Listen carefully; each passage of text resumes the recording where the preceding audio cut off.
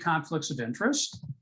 And just to talk a little bit about the objectives today, the things that we're going to be talking about are very foundational as far as preventative health pillars.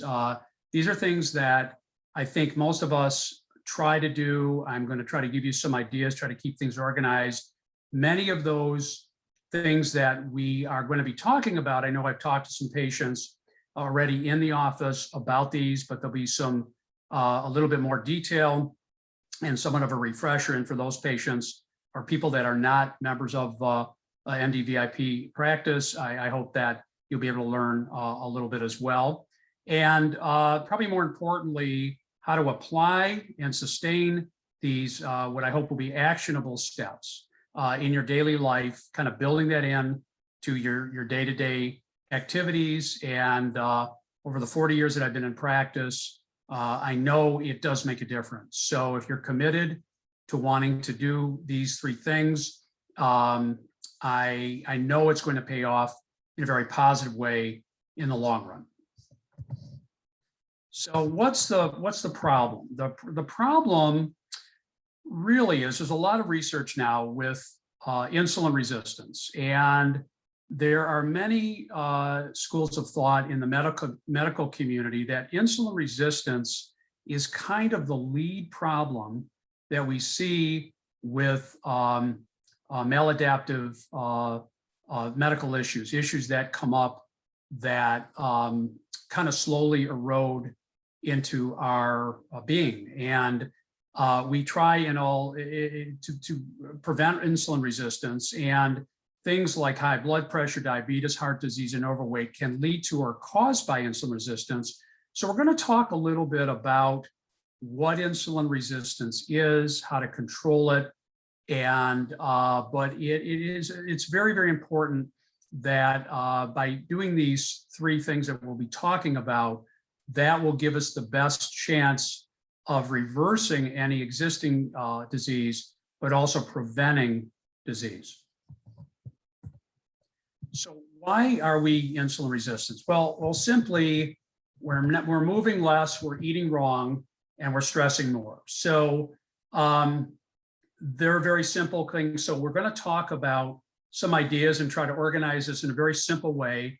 Many of you know the things that we're going to be talking about, but I'm going to try to give you some ideas and some background on all this. So, you guessed it. What do we got to do? We got to move more, we got to eat right, and we got to think well. So I'm going to talk a little bit about movement, nutrition, and stress management reduction. So moving more, the overview. There's three types of exercise or movement: stretching, tone, and flexibility. And again, I'm going to get into details on each one of these. What's known as cardio, which is aerobic and anaerobic type of exercises. We're going to pretty much focus on aerobic exercise, not so much anaerobic exercise. We're going to talk a little bit about fat burning, which is more metabolic, which has to do more with sugar and insulin control, and cardiovascular health, which has to do more with dealing with heart rate and driving the heart rate up a little bit, and strength training, which can be done either with free weights or resistance. So let's talk first about stretching, tone, and flexibility. This is really important as a first step. There's a adage that we talk about that you have to use it or you're going to lose it. And there are very, very simple things you can do as far as stretching. Most of these are obtainable through the internet. The patients that I've seen in the office, we create kind of a digital library to give people information about how to do this. I'm a big believer in resistant bands to use not only for strength training, but also for stretching. It really does help. It mixes it up a little bit in terms of your stretching. You should try to do these twice a day, assuming you don't have any other medical issues that preclude that. And that is always the number one thing. It also is very good for injury prevention. So not to belabor any details tonight specific to these issues, but resistance bands and or the TheraBands, they're called, You can get them very inexpensively. Amazon has one that I have for $6.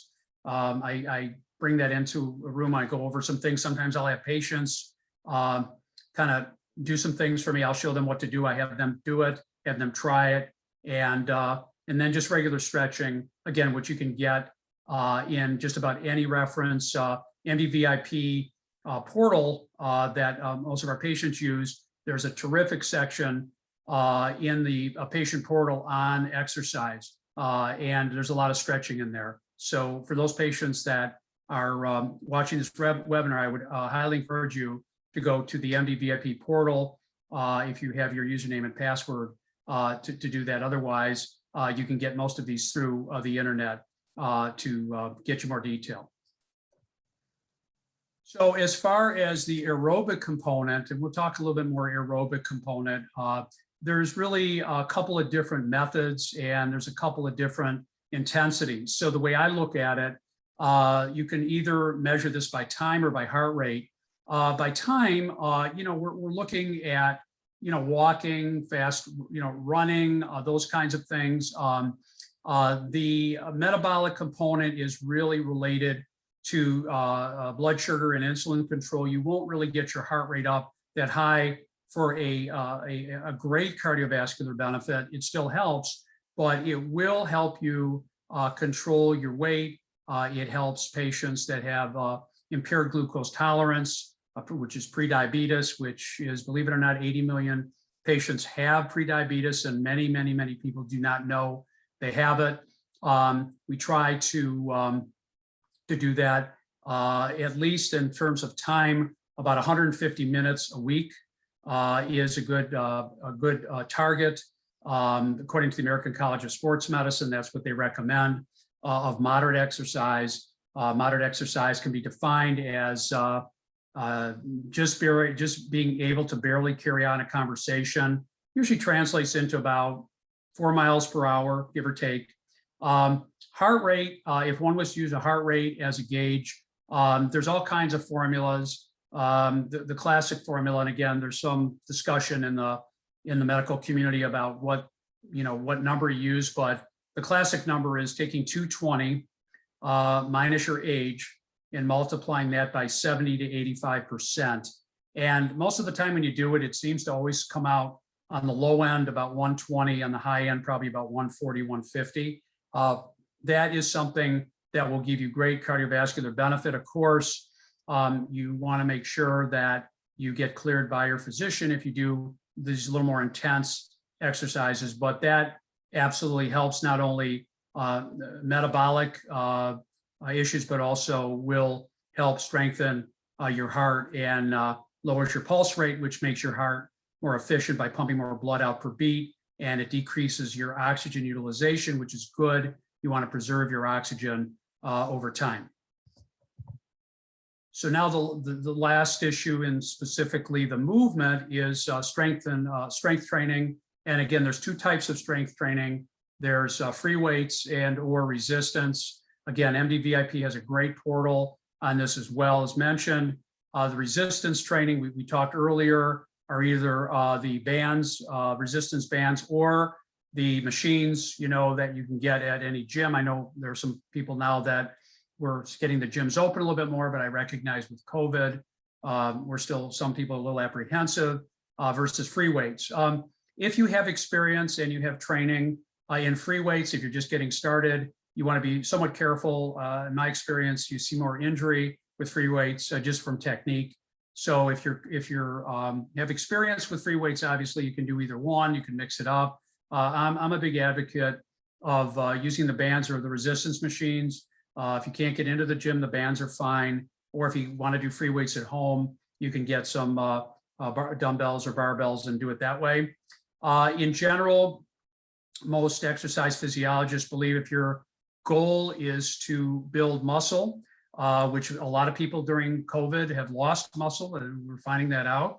The more reps you do, the more sets at less weight will build muscle and less chance of injury. So sometimes, we try to push to the end and just barely make it. That's probably not a great idea, depending on how many reps you do. Usually 8 to 10 to 12 reps would equal one set.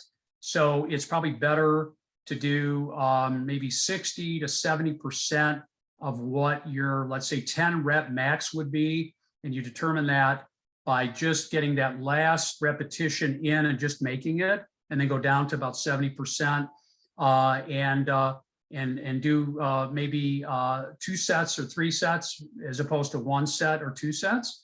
And that in the long run will be better.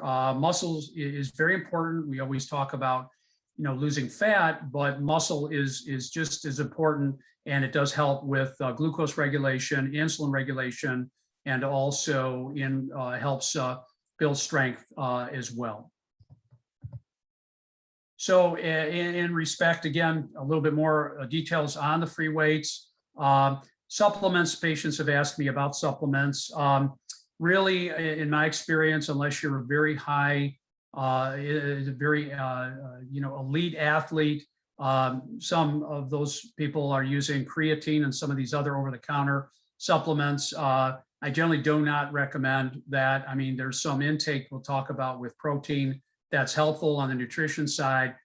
Sometimes that's helpful, but you have to be careful about underlying medical problems. So generally, I discourage those. The goals, really, what your goals are, set your goals. Is it an issue with building more muscle? Is it an issue of losing weight? Is it both?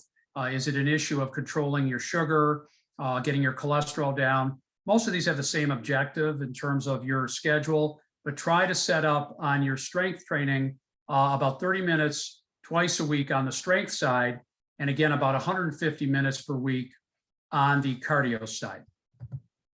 So let's talk about nutrition, kind of shifting gears a little bit. And just some general comments on nutrition. I'm not going to get into a real deep dive on nutrition, but just some things that come up in my discussion with patients over many years, 4 decades of being in practice. These are the things that kind of come up that I think patients would be interested in. A body mass index, as most people will know, is a calculation. It has some utility in that when you trend down on your body mass index, that is a good thing in terms of what's called all-cause mortality. So it's good to go from a body mass, the normal body mass index should normally be anywhere from about 22 to 25. That's just a number, but it's a calculation. 25 to 29.9 is considered overweight, and greater than 30 is obese. I don't like that terminology, but that's the terminology. So we try to get people down to 25. However, it's really about how much fat a person has in terms of internal belly fat. That's really what controls what's called cardiometabolic problems, sugar, insulin, and cardiovascular issues, heart, legs, and arteries in the neck as far as brain function. So it's an important number to know, but I don't really use the exact number as a huge marker other than looking at trends. If you go from 30 to 28, that's obviously a good thing. You certainly don't want to go the other way. Other kinds of diets, there's all kinds of diets out there. Time-restricted eating has been in the literature. A lot of people know, and I do talk about intermittent fasting. There's all kinds of articles that from respected universities and medical centers and health systems that support intermittent fasting, different variations on intermittent fasting. It controls sugar and insulin. Insulin gets into this insulin resistance. When we, just as a comment, when we have too much insulin, insulin's an important hormone produced primarily by the pancreas, as we know, but we need insulin in order for our cells and our organs to function properly.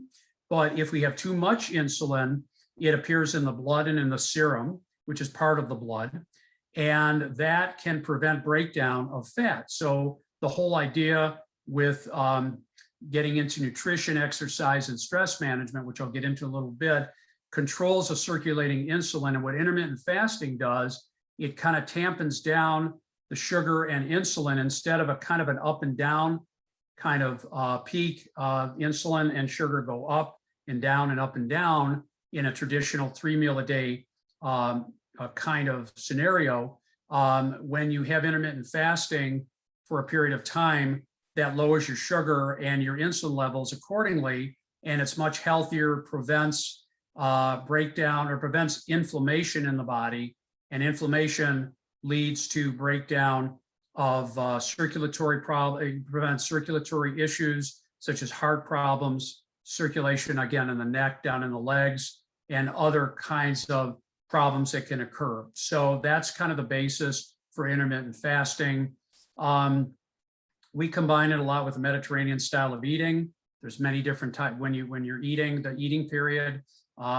We use a lot of different ways to do this. It's not only one way, but we use a Mediterranean diet, and there's very good literature to support that.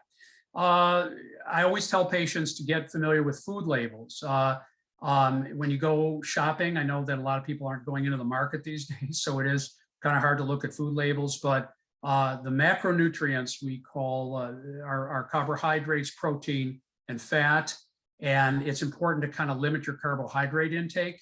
There's some general numbers, probably a little too much detail to go into tonight in terms of how many grams of certain types of macronutrients you can get. But if anyone has any interest, you can send a chat to Corey, and I'll make sure that we get information to you if you have any more information on the detail.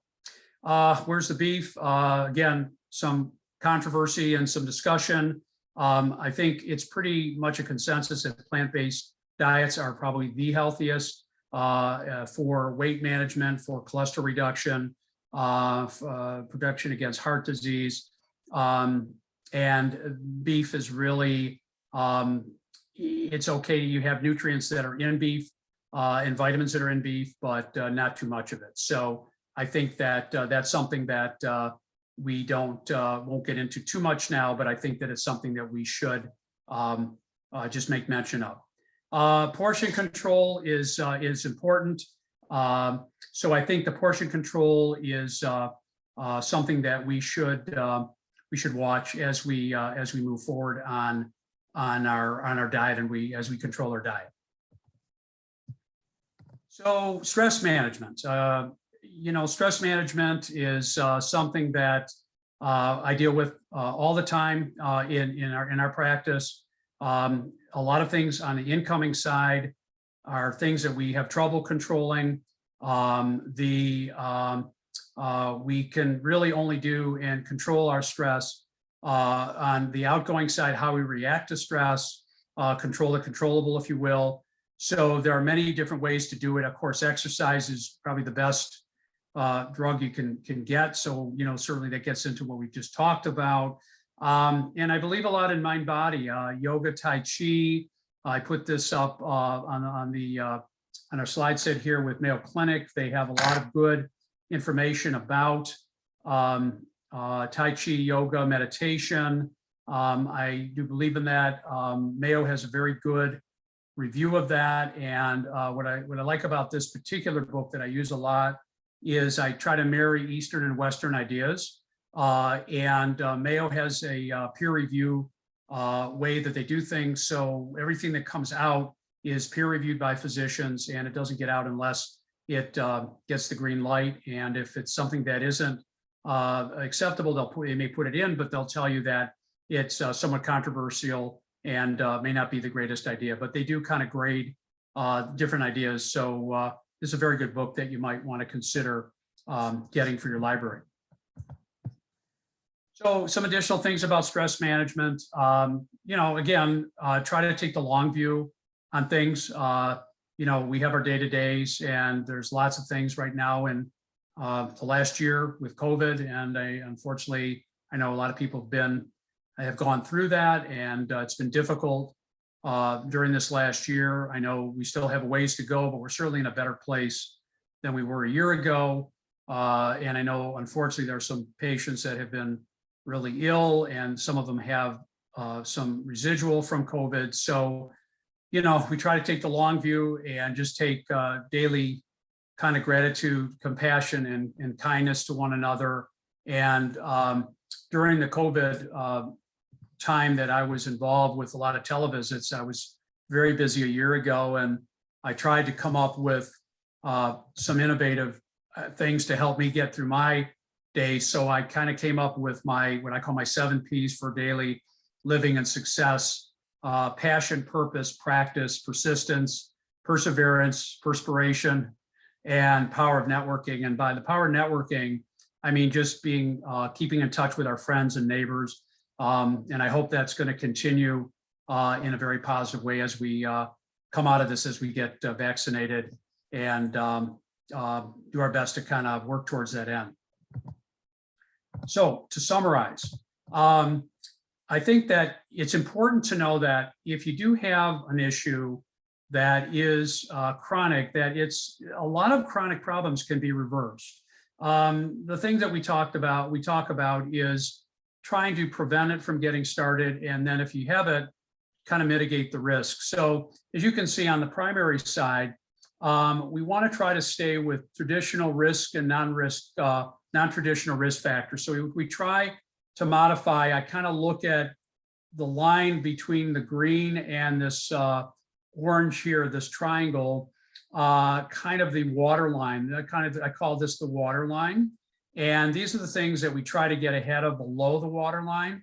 This is kind of the iceberg up here. And, we see these events happening. We can try to mitigate against these risks from getting worse, but obviously you want to get to things before they start. And that's kind of one of our main purposes and main things that we do in our practice, is to try to mitigate risk, but also try to teach prevention. So what's the summary for prescription for success? We'll call 1.0. Go, know, start slow, and get some mo. So the go is just get to the starting line. And that's a commitment that we try to get, and that's something that, is the most important thing. And I know that many people have kind of they've gone through this many times. There's definitely statistics to show that the more you've gone through this, the greater level of success you're going to have in subsequent efforts. So don't get discouraged and just get to the starting line. The no is just avoid temptation when you have to do, what you got to do, stick to the script, but we have to be realistic. We're going to have situations that come up that we can't stick to the script all the time, but make that the exception rather than the rule.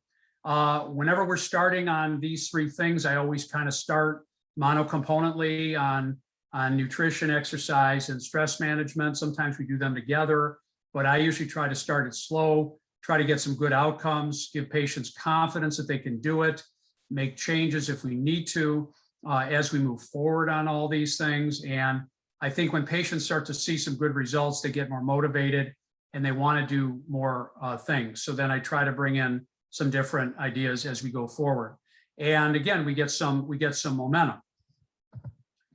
So we try to mix things up as we kind of go through, as we kind of move up the ladder, as we start adding more things, mix things up.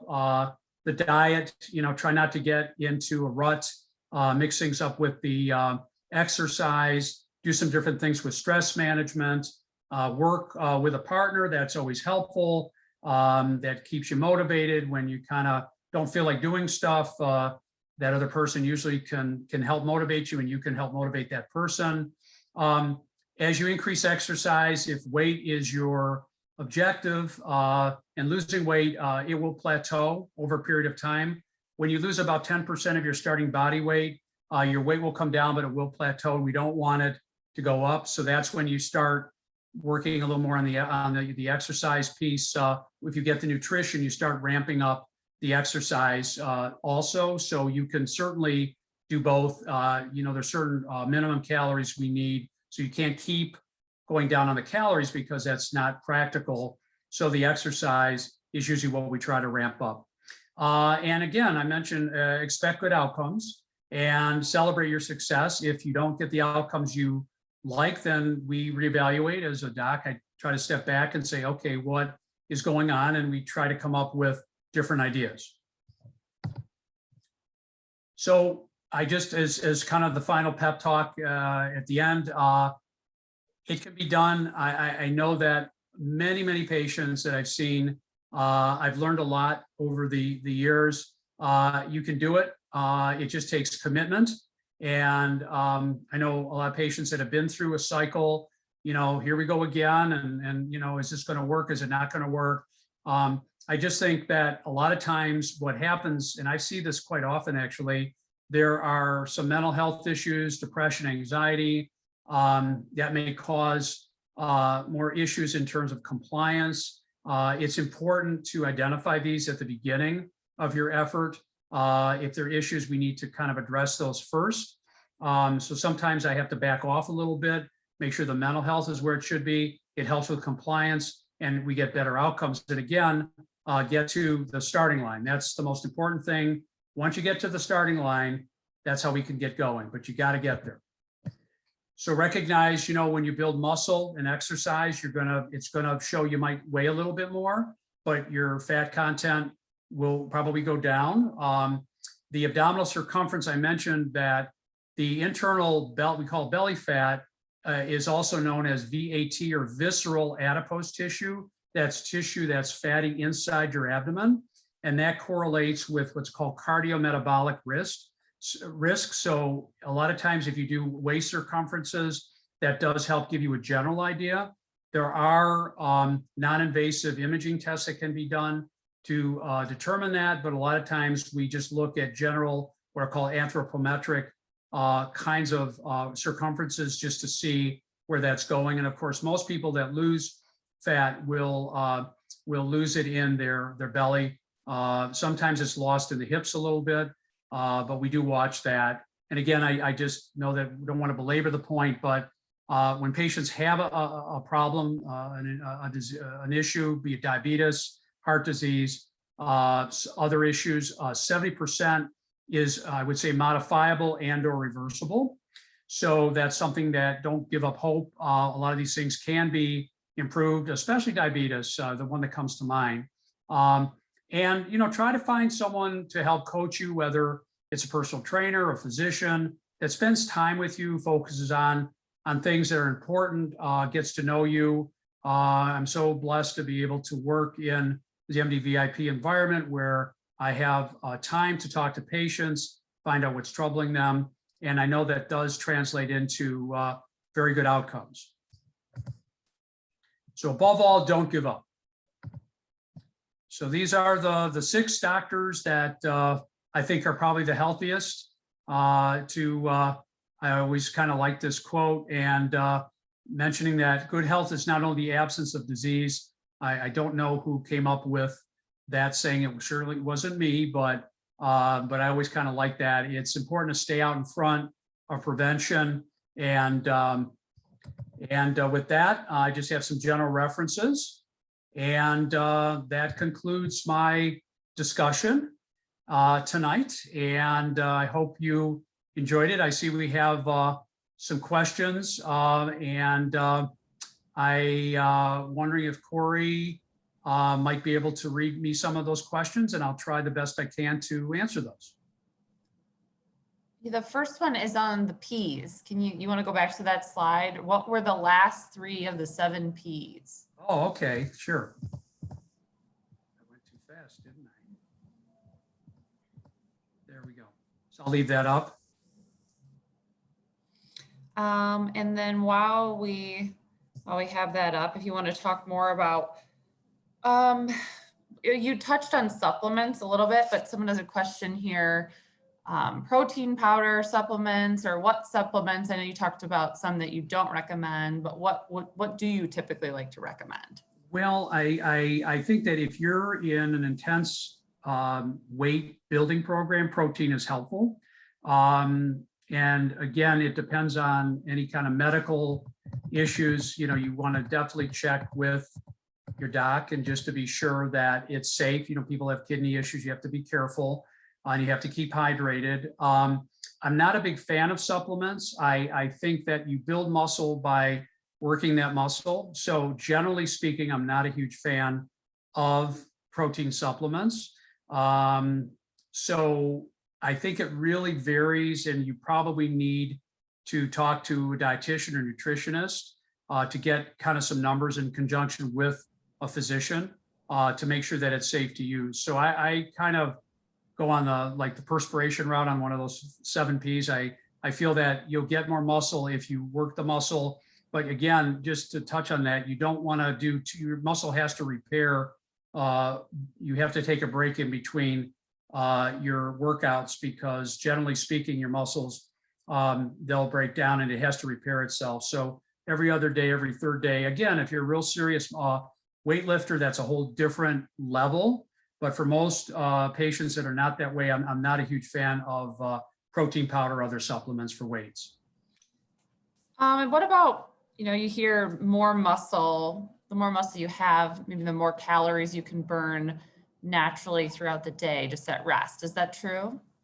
I think that, yeah, I think if you have, that's true. You can burn more calories doing that. I guess, the way I look at, that's called a basal metabolic rate in terms of what our baseline caloric intake is.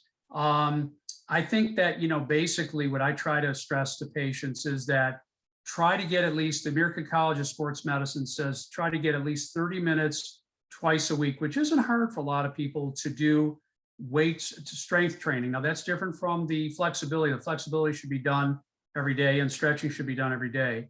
But yeah, I think that there's some research to support the more muscle you have, the more you can burn. So I would say yes. But for most patients, they're not at that level, to do that. But a lot of these other higher level issues that probably should be discussed with the physician, very custom in terms of what needs to be done. All right, and that's all I have in here. Unless anyone has a question, the chat is at the bottom middle portion of your screen. Just click on chat. Go ahead and type your question. No one, we'll give it another minute or so. If we don't have any more questions, well, we can wrap up. Okay, well, I appreciate everybody's attention tonight. I appreciate everybody stopping in, and I know that your time's valuable around the dinner time. So with that, I wish you all good health and happiness, and I hope to be able to do this again in the next couple of months. And thank you, Corey, for your help. And I wish everybody a wonderful week. And